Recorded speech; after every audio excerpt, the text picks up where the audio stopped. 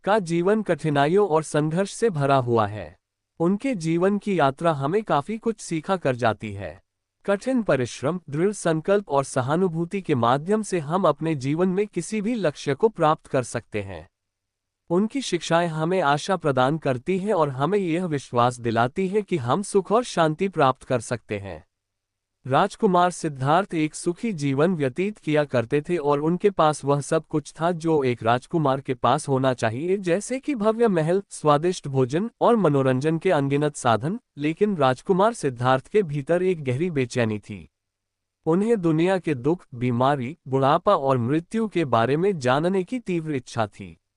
एक दिन राजकुमार सिद्धार्थ महल से बाहर निकलने का अवसर पाकर उन्होंने पहली बार दुख, बीमारी, बुढ़ापे और मृत्यु का साक्षात्कार किया।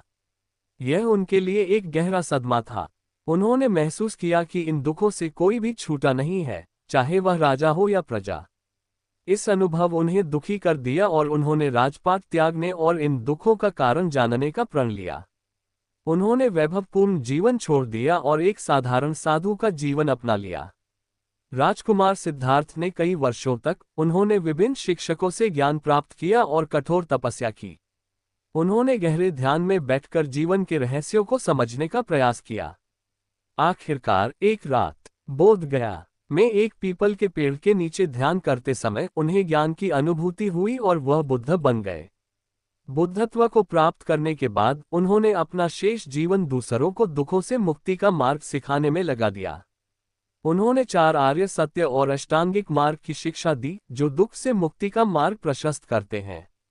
सीख: गौतम बुद्ध की कहानी हमें ये सिखाती है कि सच्ची खुशी भौतिक सुखों में नहीं, बल्कि ज्ञान और करुणा के मार्ग पर चलने में मिलती है।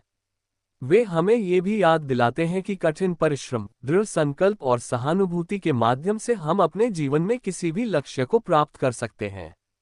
एक बार गौतम बुद्ध वैशाली नगरी में धर्म प्रचार के लिए जा रहे थे। जब वे नगरी के बीचों बीच से गुजर रहे थे तब उन्होंने देखा कि कुछ सैनिक एक लड़की का पीछा करे रहे हैं। तभी वह डरी हुई लड़की एक कुएं के पास जाकर खड़ी रह गई और वह हाफ रही थी और प्यासी भी थी। तभी बुद्ध ने उस बालिका को अपने पास बुलाया और कहा कि वह कुएं से पानी निकाले और स्वयं भी पिए और उन्हें भी पिलाए। इतनी देर में वह सैनिक भी वहां पहुंच गए। बुद्ध ने उन्हें हाथ के संकेत से रुकने के लिए कहा। बुद्ध की बात सुनकर लड़की ने कहा, महाराज, मैं एक अछूत लड़की हूं और मेरे कुएं से पानी निकालने पर जल दूषित हो जाएगा। तभी बुद्ध ने उससे फिर कहा, बालिका, बहुत जोर की प्यास लगी है, पहले तुम पानी पिलाओ। तभी कुछ देर बाद वैशाली नगरी के राजा भी आ गए। फिर उन्होंने बुद्ध को नमन किया। बाद में सोने के बर्तन में केवड़े और गुलाब का सुगंधित पानी पीने के लिए दिया, पर गौतम बुद्ध ने उसे पीने से मना कर दिया। बुद्ध ने एक बार फिर बालिका से अपनी बात दोहराई। इस बार बालिका ने साहस के साथ कुएं से पानी निकाला और स्वयं भी पिया और गौतम बुद्ध को भी दिया। और पानी पीने के बाद बुद्ध ने बालिका से उसके भय का कारण पूछा। तब उस बालिका ने बताया, मुझे संयोग से राजा के दरबार में गाने का अवसर मिला था और राजा ने मेरा गीत सुन मुझे अपनी गले की माला पुरस्कार स्वरूप दी। लेकिन उन्हें किसी ने बताया कि मैं एक अछूत लड़की हूं और यह जानते ही राजा ने मुझे अपने सैनिक को मुझे जेल में डालने के लिए बोल दिया। मैं किसी तरह उन सैनिकों से बचकर यहां तक पहुंच गई और आप मिल गए। इस पर बुद्ध ने कहा कि सुनो राजन, मैं चाहता हूं कि आप मेरी इस शब्द को हमेशा याद रखें। कोई भी मनुष्य की पहचान उसके धर्म और जाति से नहीं, बल्कि उसके स्वभाव या उसके अच्छे काम से होती है।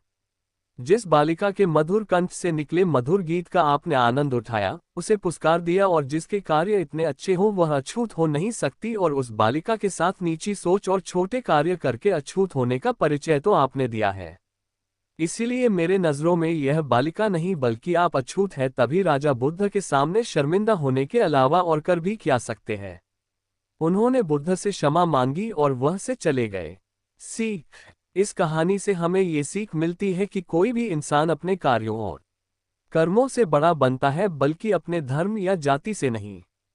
तो वह व्यक्ति चौंक गया और कहने लगा कि आप गजब के इंसान हो। मैं आपको जमीन पर फेंककर भिक्षा दी और आप मुझे कल्याण हो का आशीर्वाद दिया। तब मैंने उसे कहा कि मैं अपना कर्तव्य निभाऊंगा और आप भी बड़े दानी हैं और आपने मुझे भिक्षा दी है।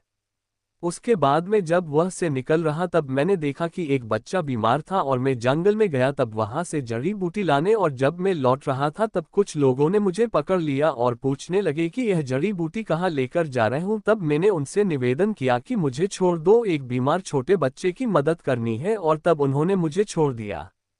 जब मैं गांव में वापस आकर उस बच्चे की मलहम पट्टी कर रहा था तो तभी गांव वाले मुझ पर हमला करने लगे। तब उस दानी व्यक्ति ने, जिसने मुझे जमीन पर फेंककर भिक्षा दी थी, उसने गांव वालों को रोका और कहा कि यह ठीक व्यक्ति है और इसे अपना काम करने दो। जब मैंने जड़ी बूटी लगाई तो बच्चा ठीक हो गया और सब मेरे लिए तालियां बजाने लगे।